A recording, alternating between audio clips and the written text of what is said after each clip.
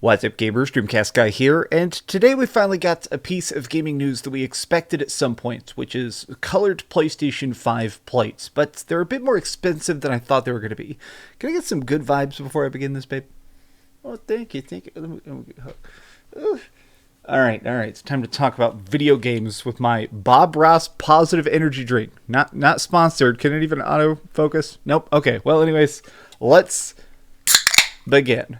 Alright, so something that's been requested a lot from people ever since the PlayStation first came out is colored faceplates, mostly because, let's face it, these look infinitely better than what we originally got. I have a launch PlayStation 5, and it came wrapped in these burnt-ass tortillas. Like, look at this. That was the original look of the PlayStation 5, and I'm not harping on it, but let's say it, this is easily a more beautiful look at the thing itself. Now, I want to take a look at these because there's several different colors, they're all pretty fantastic, there is also some new controllers, which look infinitely better, and it's the price tag that I feel like is going to make the most people hesitate to jump onto what is obviously a better version of this cosmetically. So here we go. Nova Pink, Starlight Blue, Galactic Purple, all inspired offerings. Now, obviously, Galactic Purple is my personal favorite, but let's start off, actually, before we even look at the consoles, I do want to show you this, the storefront, because I feel like this is the major speed bump. Here we are. So, obviously, there is a different version. You purchase it if you have the digital version or the non-digital version of these consoles, but they're $55 each. Bit of a speed bump because this console already costs $500, so it means if you want, this packaged together, nicely shipped, looking good, it's going to cost you like, $600 shipped.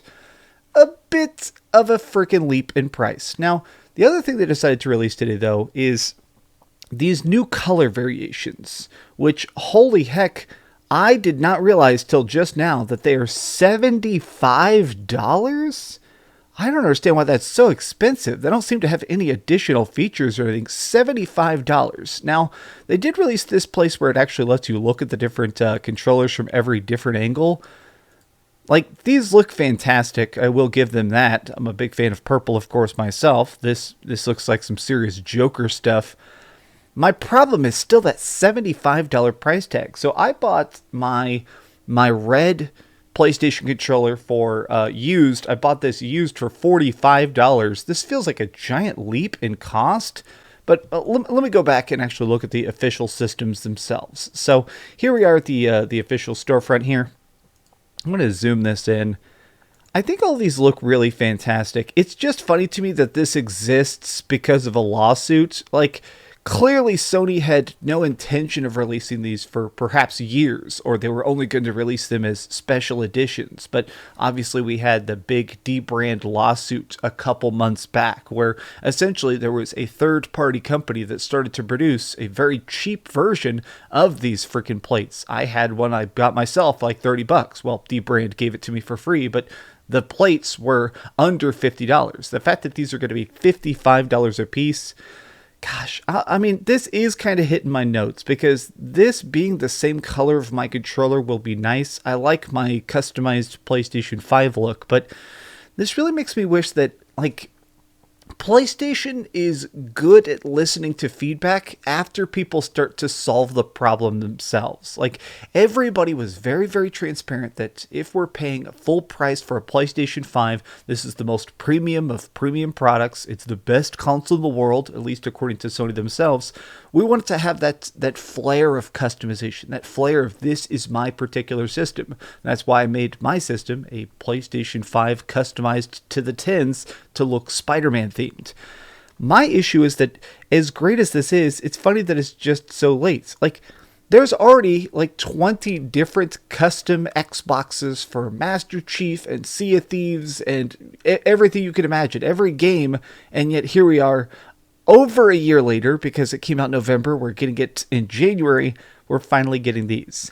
Now, I do want to take an extra note here and actually look at This Is the PlayStation blog. Something that kind of struck my eye is the fact that they're talking about the fact that this is weird because, like, the fact that they're calling these launch dates, I mean, the fact that there's like a release date for console covers is a very Sony-esque way of phrasing it.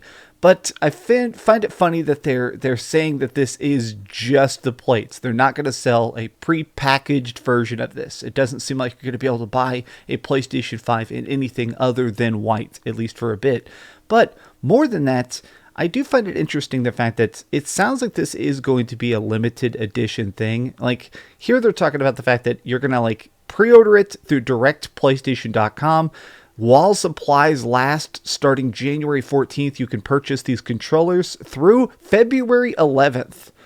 I hope they don't consider these to be collector's items, because I think part of the fun of video games sometimes is that collectible aspect of it. Like, let's face it, that's the reason a lot of us have physical collections, is because of the thrill of tracking down all the cool collectible games you like. It's gathering up all the little particular trinkets and stuff to make it your own personal flair. If they just sell these for like freaking 3 weeks and then never again, and these go on eBay for like $500, it is going to be the most ridiculous stuff. But that would also be definitely a Sony thing to do. Sony, as much as I love their games, as much as I love their products, they are the kings of going, all right, here's what you wanted. Oh, I'm sorry, we accidentally threw the rest into the furnace. So they just don't exist anymore. They're the kings of pointless limited edition products. I'm excited about it though. Now, for the back half of this video, real quickly, they finally released some actual Forspoken gameplay. This is a game I've been very curious about because this is the latest and greatest Square Enix new intellectual property. For the most part, most of us, when we think of things like Square Enix, we picture things, of course, like Final Fantasy, their major projects like Balan Wonderworld, you know, major things that everybody loves a lot. Well, Forspoken seems to be almost a Final Fantasy-esque spinoff of this girl who's stuck in some sort of parallel world where she wakes up with some very awesome abilities to shoot magic. But all we'd seen thus far is cinematic trailers, teases as to what the game might play like. Well, randomly today, they released 4 minutes of raw gameplay of her running around and blasting stuff. Now, let's just say two things at once. First and foremost, I think the world itself looks pretty cool. Here's some like talent trees and stuff. My major thing is the fact that it still definitely is a game that's in development. If you watch this, there's a lot of frame rate errors and stuff, but this is also pretty typical of Square Enix. Is I kind of appreciate now the rawness of game trailers is something that's slowly winning me over, because I feel like that shows that they're willing to just give you the blemishes. I feel like overly perfect packages now sort of make me think more of Cyberpunk. I feel like the more a game is sort of messed up, the more I kind of appreciate the fact that this is actually a project in development and not just some perfectly seamlessly done CG pre-rendered BS.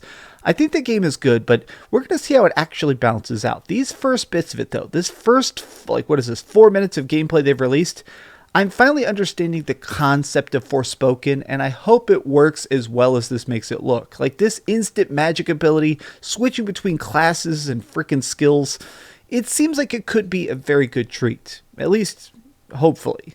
But what do you guys think? It's going to be a nice time for new customized PlayStation goodies very, very soon, and new games hopefully coming up in the next couple weeks. It's weird to think that February is coming up so soon, because it sounds like that's going to be packed day by day with tons of big new releases, and now apparently even controllers are coming out. But tell me your guys' thoughts in the comments down below. If you enjoyed this video, please give it a gigantic thumbs up. It seriously helps out, and as always, be sure to subscribe and keep dreaming. Alright.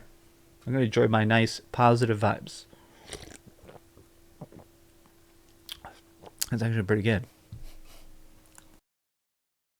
Thanks so much for watching that video. If you want to see something else, you can always click this link to see what I put up last, or, you know, subscribe and see what's coming up next. Also, I promise that whatever I do, it'll try not to suck.